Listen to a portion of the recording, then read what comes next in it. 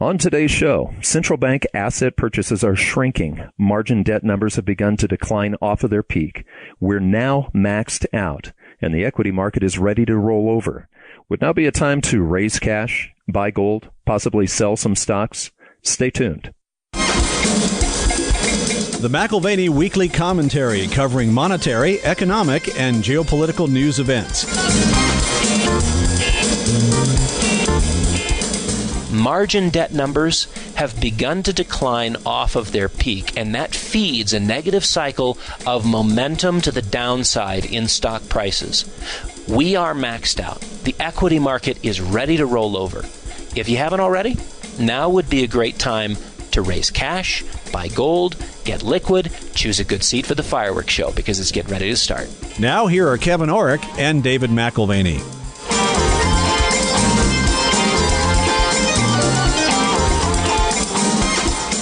Welcome to the McAlvany Weekly Commentary. I'm Kevin Orrick along with David McAlvany. David, you're actually in the studio. Now, I've been with you for the last 5 or 6 weeks as you've been touring with your dad through Palo Alto and Bellevue, Washington, Portland, Oregon, Scottsdale, Denver, Agora Hills. You've been everywhere, but actually for one day, you're sitting here in the studio with me before you head to Europe. Most of my travel is related to business, but on this particular trip, we're going to be going into Munich and then through the southern part of Germany, up the Mosel Valley and to Erfurt and Wittenberg. As most people I'm sure know, this is the 500th year anniversary of Luther instigating what became known as the Reformation. It was his formal protest, 95 protests, that he nailed to the Wittenberg door and said, look, we've got to make some changes here. And he was a person who was willing to speak truth to power in a very compelling way.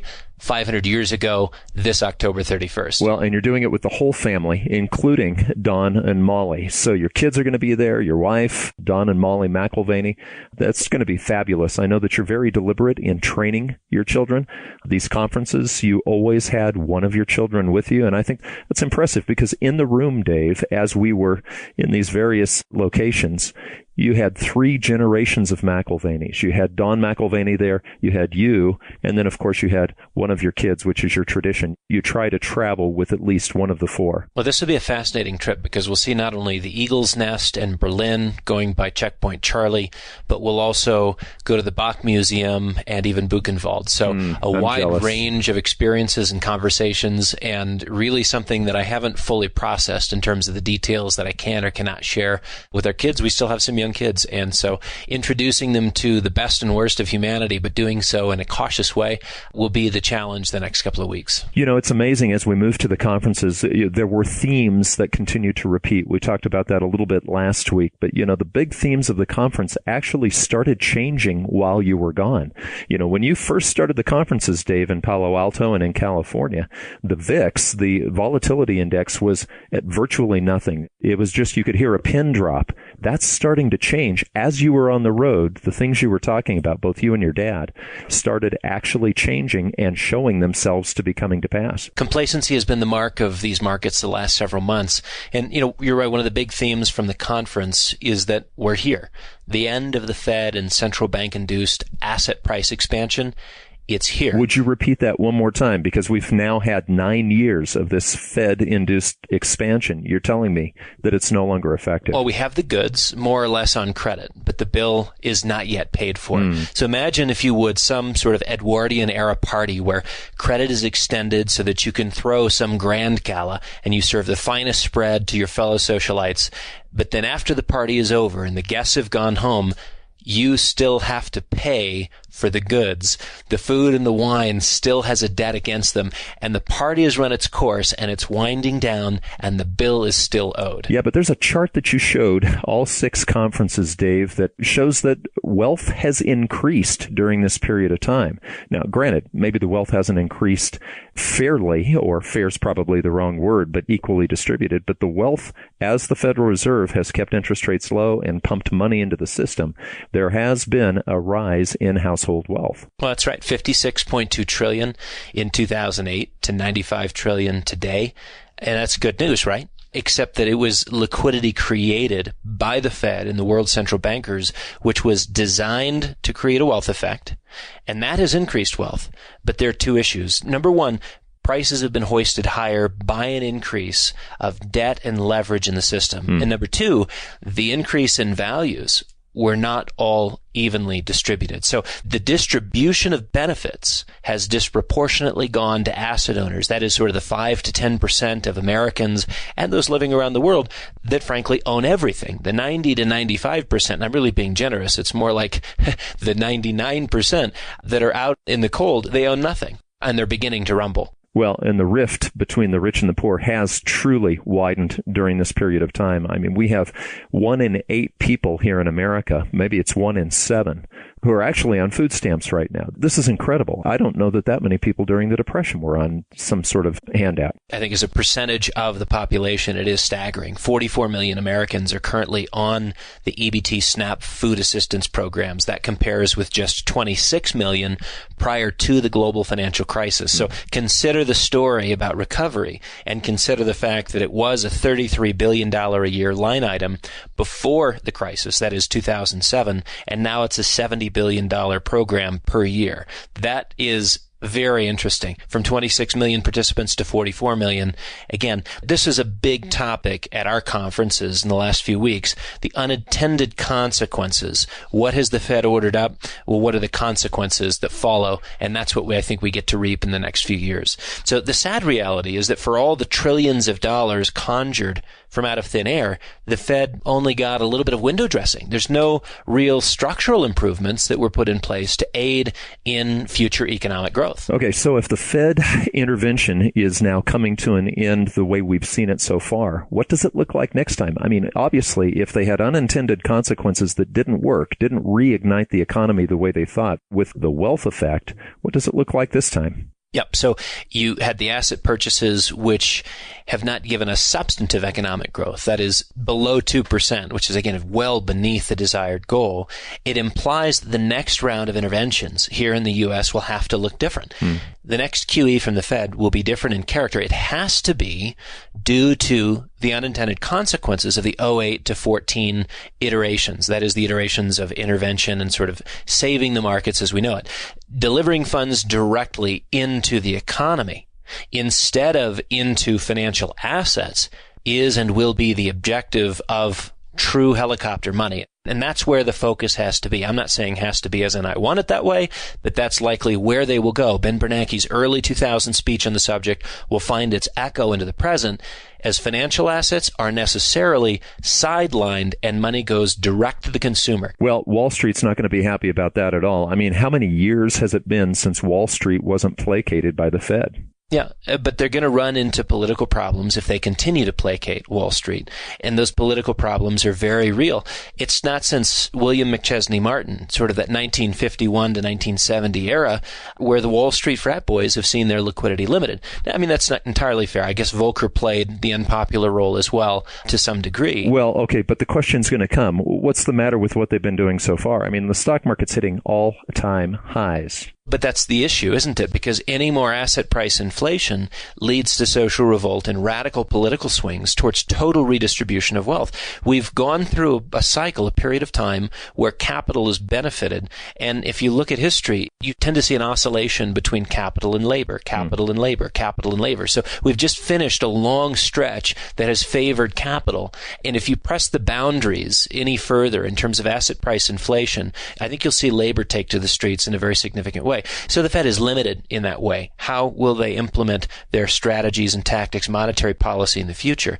If it's not asset price inflation and a wealth effect, then it will be the old-fashioned, just more money sloshing around in the economy, which, quite frankly, is good for growth numbers if that's all you look at, but with some very negative side effects. Well, isn't that exactly what happened in Germany in the 1920s? The early 1920s, it didn't necessarily go into the stock market. The wealth effect, or the money that they were creating, went into the economy, and it created hyperinflation. Initially, it was very good for stocks in Germany, and initially it was very good for growth in Germany, and then all of a sudden inflation caught up, and there was a real wake-up aha moment where people said, not even stocks will save me now. The next Fed intervention will be the sort that rings all of the inflation bells, because that is what happens when more money is sloshing around in the economy. Silver and gold will respond quite positively, no doubt.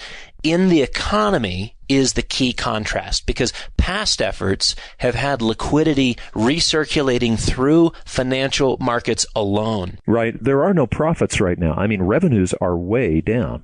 Right. So we think of this next intervention, and we think of it sooner than later. Because you look at the state of publicly traded firms, you're right. You've got revenues, you've got sales. They continue to disappoint. Now, of course, earnings reports have been very impressive. But for anyone who really cares about this stuff, look, revenues are down, sales are down, right? So you can play games with earnings, but it's not clear how stock prices are going to continue to be levitated. And when prices fail and begin to shift direction, market psychology will go with it.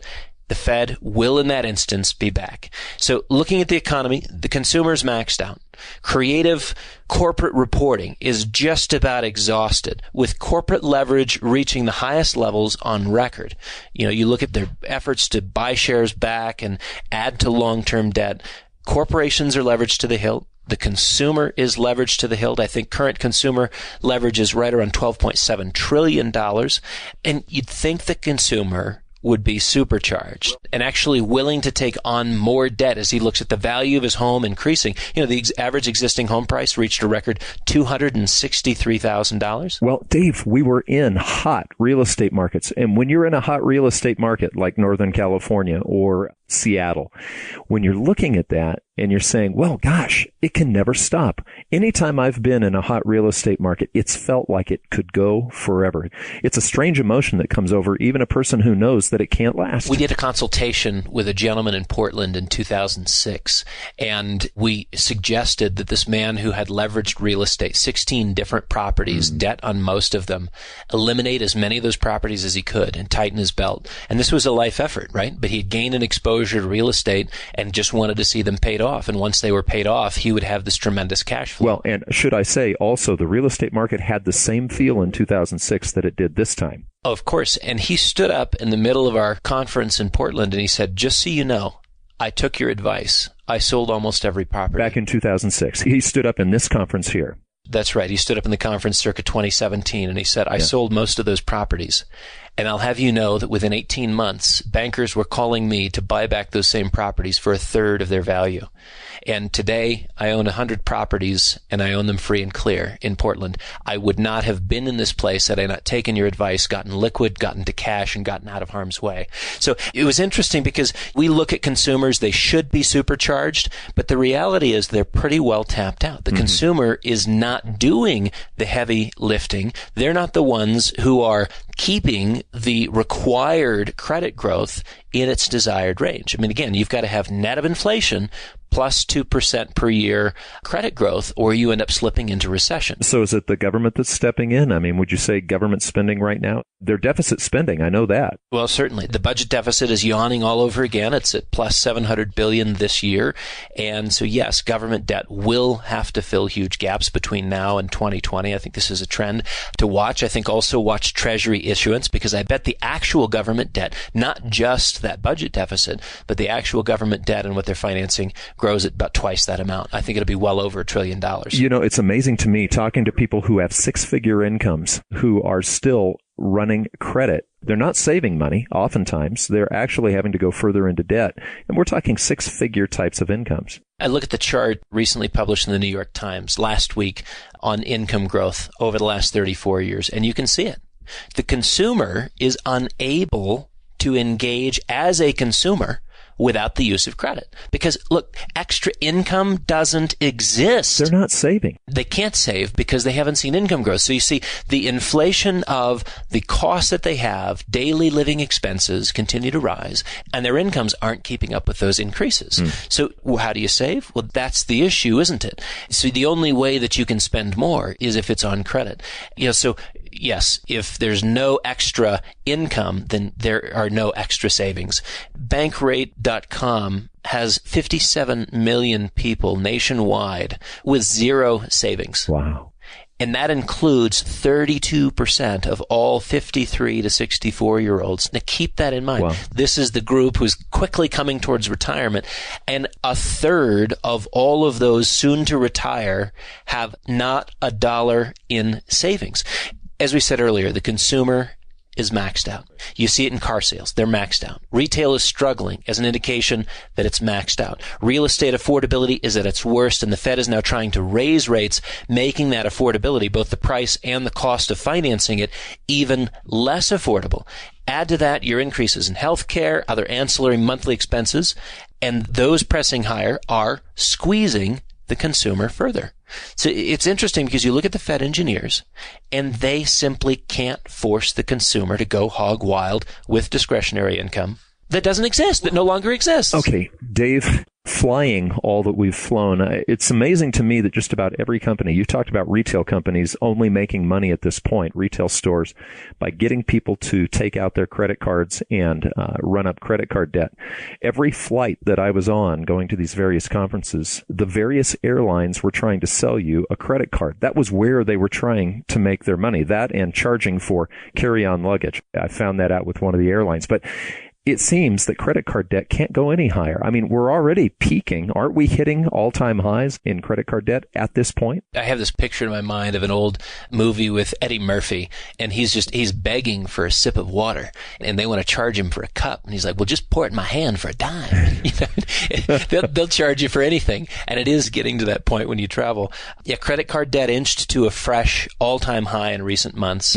And what it indicates to me is that households are filling an income gap by necessity. Well, and that's not it. I mean, there's auto loans, you've got student loans. They're all up there as far as record numbers. We're reaching the outer limits of what you can do there. Student and auto loans have reached records, and they're now facing problems. For instance, 44 million Americans are carrying collectively $1.4 trillion in student loans. And as I'm sure you can imagine, this inhibits first-time home buying.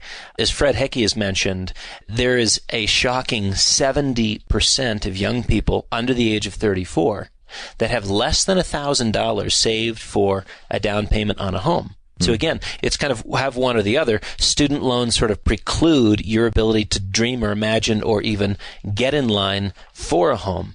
You've got 107 million people who are talking about student loans, carrying an average of $31,000 on a car loan.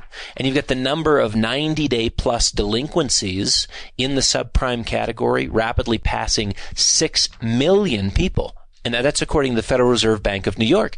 It's, what was a small market is no longer a small market. Subprime auto loans were a $2.5 billion annual market. And that was 2009. Now it's $25 billion a year in the subprime auto loan market. It's 10 times the scale in less than 10 years. And Dave, they can actually mask that a little bit, because if a person can't pay their loan, instead of it being a 3-year loan, it becomes a 4 or a 5 or a 6. So you've got stuff that's way beyond that, but the average is now 69 months to finance. So when you bring in the last buyer in any market, and we're going to define the last buyer as the marginal buyer, guess what? It's time for the trend to change. Okay, but I'm going to go back to what I was saying. Stock market's hitting all-time highs, Dave, and just talking to people as we were on the road. Now, most of the people that we talked to were in our camp. They're looking and saying, we need to do something, and we need to do something before the fall. If they had stocks, there was a nervousness there.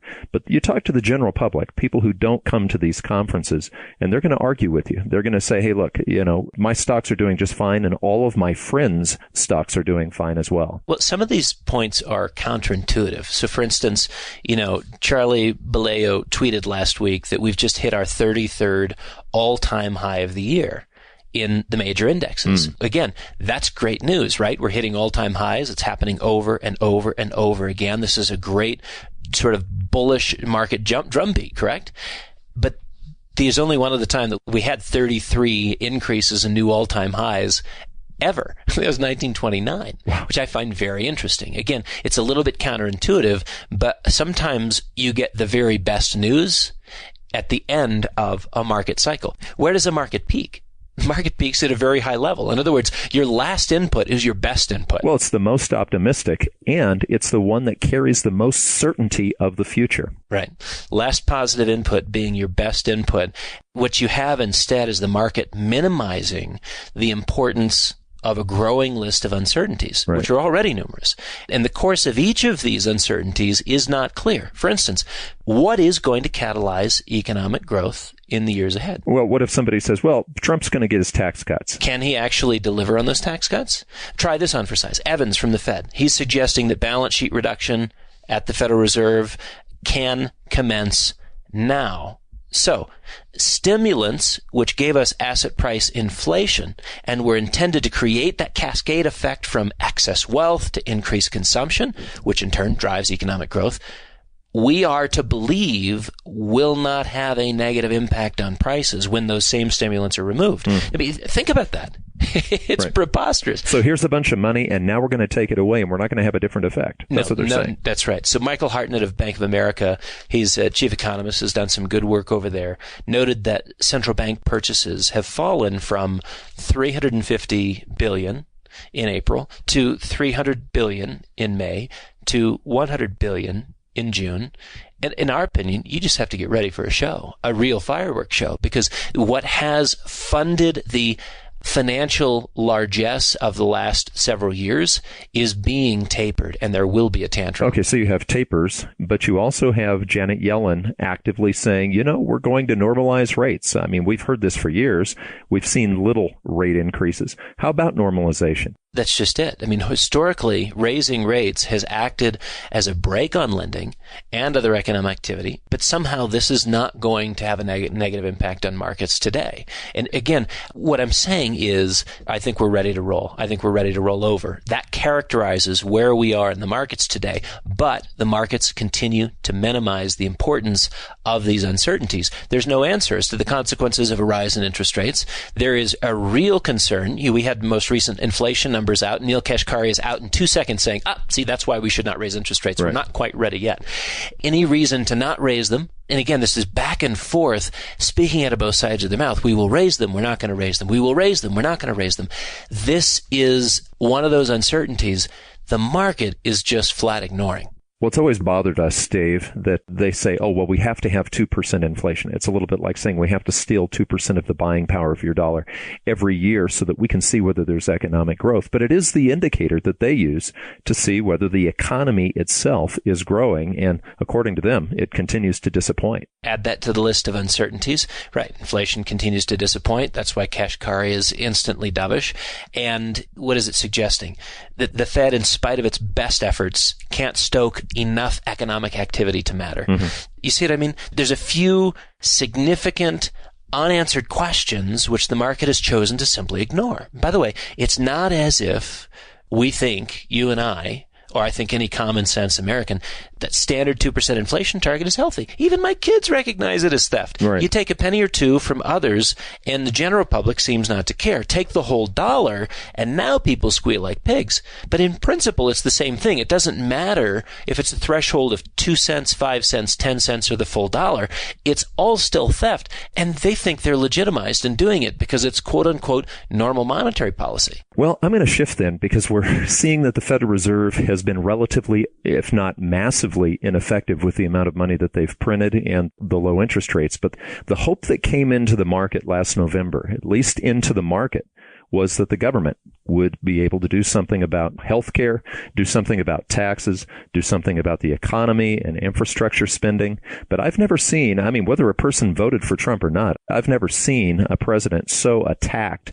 And as far as the press goes, he's been vilified, Dave. So the Beltway is probably not going to save us. Well, right. So the markets gave him a free pass. We went from 18,000 to 22,000 since November, and it was on the basis of new ideas. It was on the basis of him coming in to drain the swamp. It was on the basis of him coming in to cut taxes and thus stoke the economy further. Call it the Trump rally, yeah. But this is the challenge. What he's discovering is the high levels of dysfunction which have always existed in the Beltway, and I don't think they've gotten any better. In fact, they may have gotten worse since he's gotten there. There's the daily Beltway ups and downs, including McConnell's stonewalling on the Obamacare repeal and replace effort. There's the constant mainstream media barrage of attacks on Trump, which from the media's perspective makes him the most vilified president in history. Mm-hmm. I think to describe the White House interaction with the Senate, with the House, and even with its own staff as anything other than dysfunctional would be to miss the fact that his agenda is very effectively being sabotaged by petty concerns, which they look like they're multiplying faster than rabbits.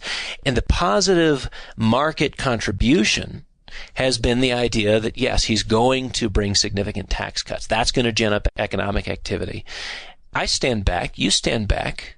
We compare notes with others, even those living in D.C., and does it look like everyone in D.C. is going to play ball with the Trump administration on anything? Oh, it's amazing. And, all we've been talking about so far is the Federal Reserve, the U.S. Federal Reserve, and the U.S. government. Look at international relations. Well, sure, but this is just one more point. The political dysfunction here in the United States is completely ignored by the markets as if, no, everything's fine. He's still going to be able to deliver on time and under budget. You're right. International relations issues, all but ignored by the markets. Iran, North Korea, complex changes in the Middle East, pressures in Europe. I mean, if I take all of these or any one of them, I conclude that from an insurance standpoint, if you want to create a hedge against calamity, gold makes more sense today. It makes sense like few other times in history. Right. Again, because you've got the international relations deterioration, domestic political dysfunction, interest rate normalization, or if they fail and can't do it, a fast track to negative rates, again, if raising them fails. A stock market that is ill-prepared today, again, you look at VIX and you look at other levels of complacency, most investors are not ready for even a normal 20% correction, let alone the more likely 40 to 50% decline that we expect as soon as this fall. And gold is marching ever closer to 1,300, and I think we'll take out that number in the next few months. And so there's this ignorance, Dave, of any kind of risk. And some of the top market practitioners that we've talked to over the last, 6 months, 7 months have said that there's just absolutely no price discovery in the market at all. That price discovery, of course, is being covered over by government intervention, central bank intervention. And so what it does is it removes the threat. What it makes me think of is my daughter has an electric stove and we have a gas stove. So when I stayed with my daughter at one of these conferences down in Scottsdale, I had just used the burner. Well, there's no real sign that there's a risk after you turn that burner off. It's one of those flat top stoves. And I had to remind myself over and over that there was still a risk of being burned, even though there was absolutely no flame like I have. The risk of being burned in my own stove is a flame. There is no cognizance of that in the financial markets today. And when I say investors today are ill-prepared, this is not just in the United States, it's around the world. They're ill-prepared for a correction. Look, investors across the globe are simply ignoring risk. Right. Increased risk-taking is always indicative of a late cycle issue. Ignoring risk is never wise, but particularly the later you get into one of these cycles. Italian junk bonds now yield less than U.S. Treasuries. Italian junk bonds. Now, Italian government bonds. Government bonds used to be a joke, Dave, because you couldn't trade them without sitting down with the family. The government currency before it became a part of the euro was a joke. I Yeah. mean, Italian finance, everyone knows that they know how to celebrate life and fix fabulous family feasts. Right. But the reality is they don't know how to manage their budget. And that shows up in the way that the markets price debt. Except now, because Italian debt would say, no, there's more risk in the U.S. bond market than there is in the Italian market. That's preposterous. Well, it's crazy, Dave. If you were going to tell a bond joke to somebody, what would you say? It's a little bit like telling a real estate joke. You say swampland in Florida right off the bat, right? Well, a bond joke would always be told with Italian bonds. Now, what we're saying is Italian bonds are at least pricing themselves in the market as safer than U.S. Treasuries. Right. We've lost our reference points. We referenced the 10-year German Bund and the Bank of America European Junk Bond Index as we traveled up and down the West Coast, and we're talking about yields being disproportionately low in the junk paper debt. And that was before the Italian junk bond market sunk below the U.S. Treasury market. What does this tell you? I mean, again, thanks to the ECB for the distortion in prices, but there's other consequences, because what happens is all of your other central banks who would ordinarily buy government paper are now squeezed out of the market. The ECB has this massive footprint in the market. What does the Swiss National Bank do when yields in Europe are virtually nothing? What would normally be considered a very conservative banking community, the Swiss National Bank. They're currently speculating in the U.S. stock market. They're buying U.S. stocks like there's no tomorrow. I mean, they've basically crowded themselves out of the market and now are moving from fixed income as a preferred allocation within their portfolios to stocks. Again, what's my point here?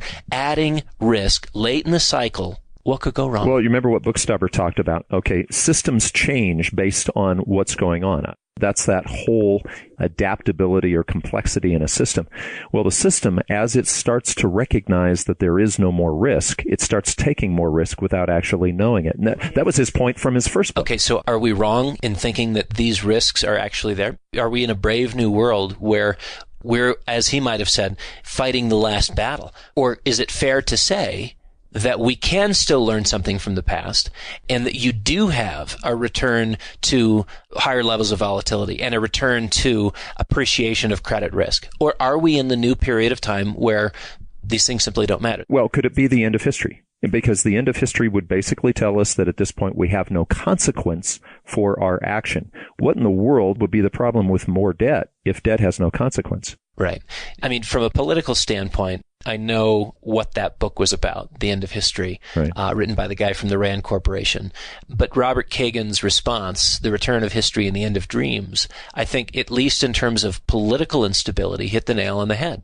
You can go through a phase in time where you can convince yourself that all will be the equivalent of nirvana. But in fact, we see a cyclicality in all things, whether it's, again, political relationships or ups and downs in the financial market. So just because we don't see any volatility today doesn't mean we don't have volatility tomorrow. Well, and you've been bringing that up. We didn't have volatility, but we're starting to see an increase in volatility. Could that be sneaking under the carpet right now? Well, how about last week? Finally, some movement in the VIX. It was up 50% last week. Question for us all, will greater volatility be the theme of the third quarter? I would say, in all likelihood, yes. Another day or two of pressure like we saw last week, and you could have the bulls getting slaughtered with a very lengthy shift in market psychology. Now, the VIX went from sub 10 to 15 in a matter of 2 days. In the fullness of time, it'll triple or quadruple from those current levels. Again, indifference to risk has been a growing trend. I guess what we're saying is trends do reverse. So if you're suffering from the problem of extrapolation, which is easy enough to do, and you say to yourself, low volatility means no volatility, rising stock market means booming stock market forever, again, keep in mind what extrapolation is and what the dangers are inherent to it. Well, and there's something that's deceptive. If you're not really watching it, you can think that a lot of people are buying stocks as they hit new highs, when actually the volume of buyers, when people are actually leaving the party. Now, that's been happening the last few days. 9 straight days on the lowest volume in years. So the Dow is rising, and yet on lower and lower volumes. Futures market, if you're looking at the S&P E-minis contracts, lowest volume since 2001.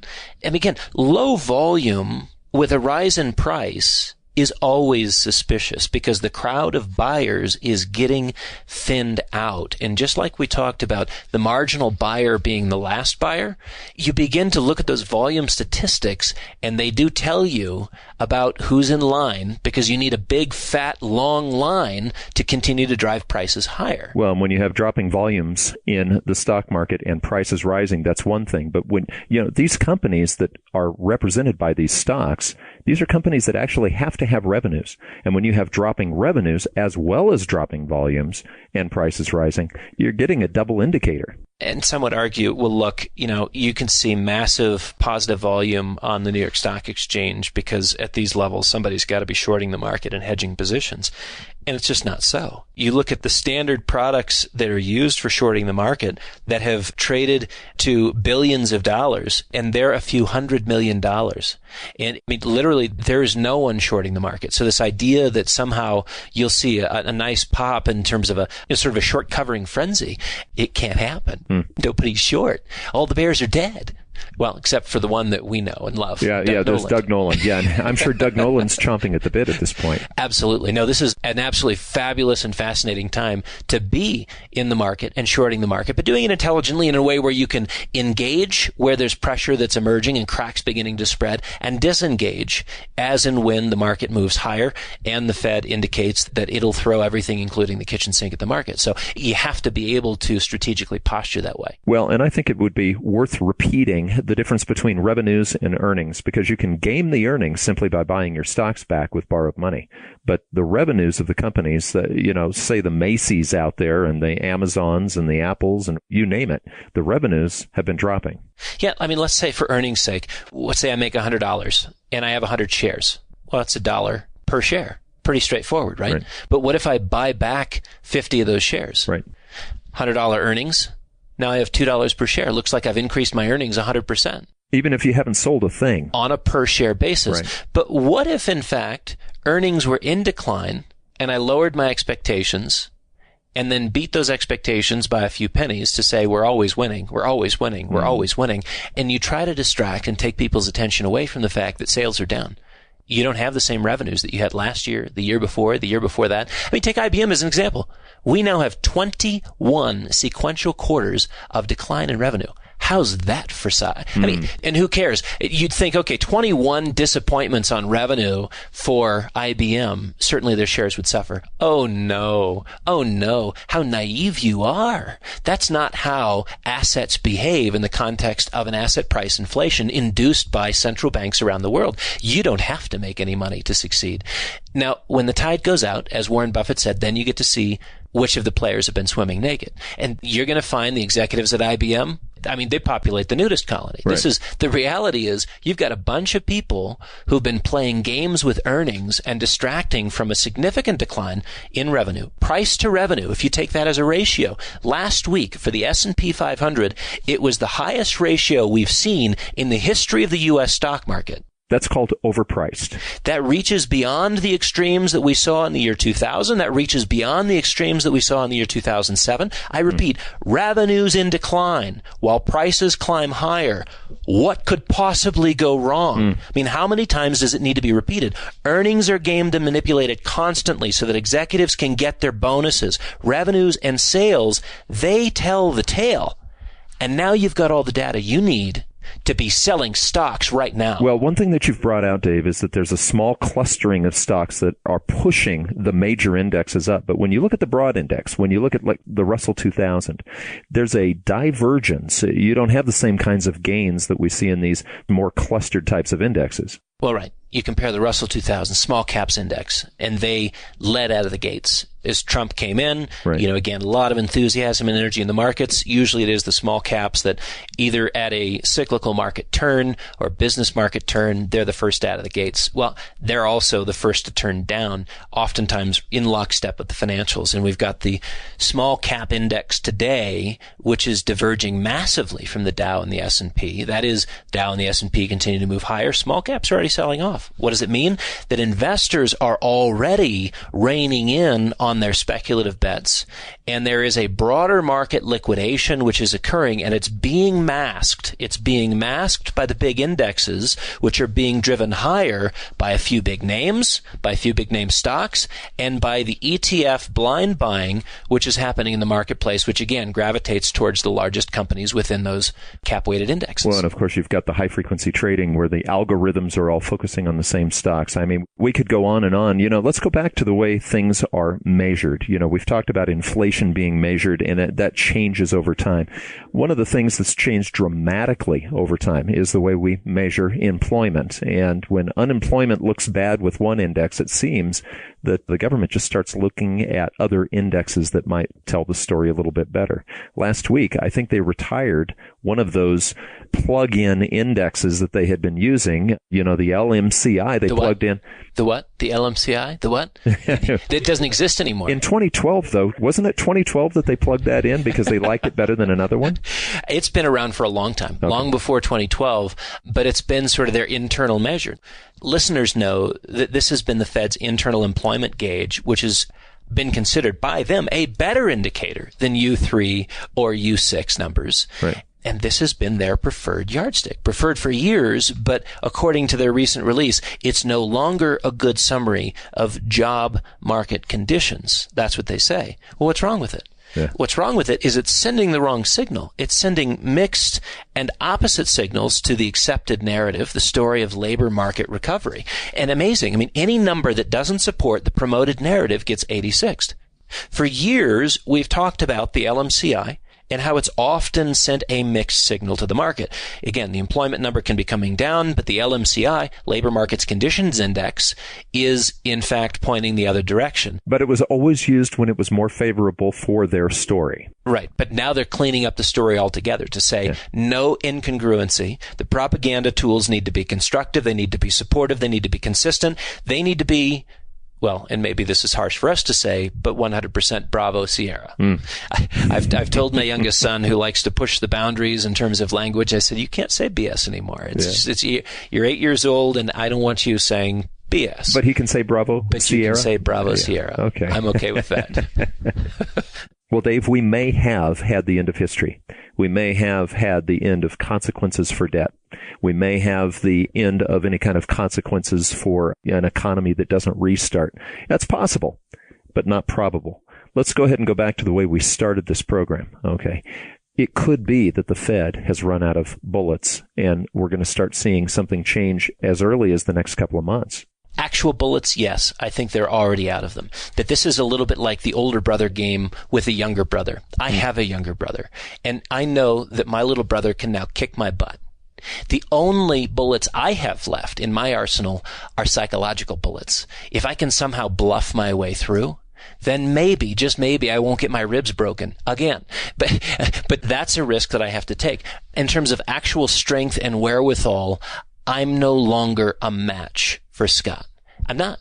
And I think the reality is the Fed is out of ammunition. If they choose to bluff the market, that's the best that they can hope for. We could go on, but I think we've conveyed the point. Central bank asset purchases are shrinking.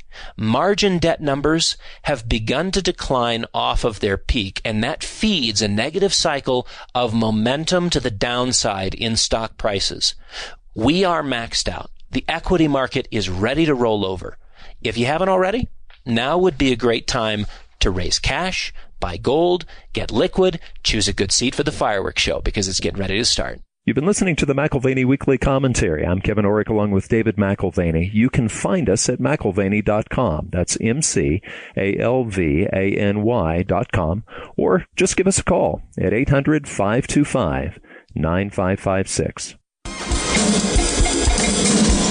This has been the McAlvany Weekly Commentary. The views expressed should not be considered to be a solicitation or a recommendation for your investment portfolio. You should consult a professional financial advisor to assess your suitability for risk and investment. Join us again next week for a new edition of the McAlvany Weekly Commentary.